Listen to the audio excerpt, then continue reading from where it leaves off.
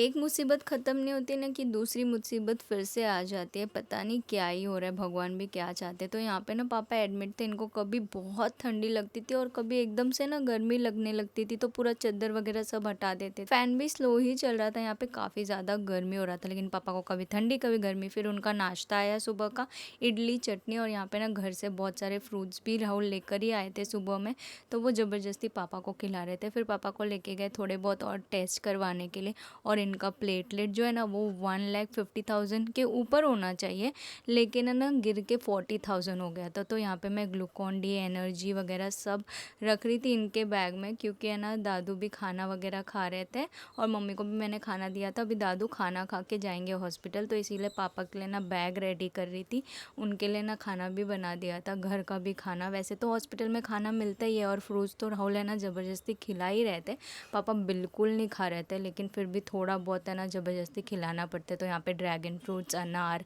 Kiwi और यही सब अभी पापा को खिलाया जा रहा है।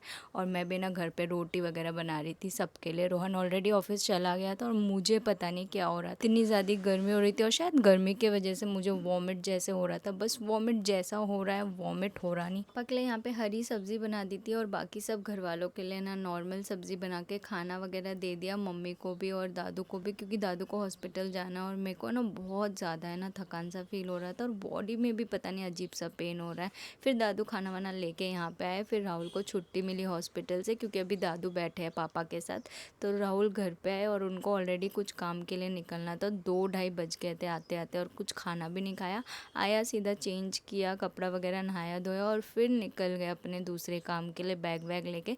मैंने बोला यार थोड़ा सा खा लो, वरना पता है घर की सिचुएशन कैसी है, ऐसे में खा पी के ना थोड़ा सा सही रहेंगे तो ठीक है, वरना आपकी हालत कब ख़राब हो जाए पता ही नहीं चल। फिर अपना काम निपटा के ना राहुल फिर से पापा के पास गए, फिर दादू को घर लेकर आए, और रात हो गया था काफ़ी। रात को सबको खाना वगैरह दे के मैं भी खा रही थी। रात का बैग पैक हो रहा था पापा का खाने के लिए, और राहुल भी खाना वाना खा के ना फिर से हॉस्पिटल निकल गए, क्योंकि अभी पापा के साथ है ना आज के दिन तो किसी को रुकना पड़ेगा रात भर, इसीलिए राहुल अपना भी है ना सब सामान वगैरह लेके गए, और रात भर है ना पापा के साथ हॉस्पिटल में ही रुके थे, देख रहे थे उनको कुछ प्रॉब्लम नहीं हो रात में। फिर जैसे सुबह हुई ना, तो पापा ने बोला कि तुम घर पे जाओ, अभी मेरे को थोड़ा ठीक लग रहा है। तो राहुल फटाफट गए और नारियल पानी लिया, घर के लिए भी लिया और पापा को भी नारियल पानी दे के फिर घर आ गए, क्योंकि है ना घर पे भी काम था थोड़ा सा।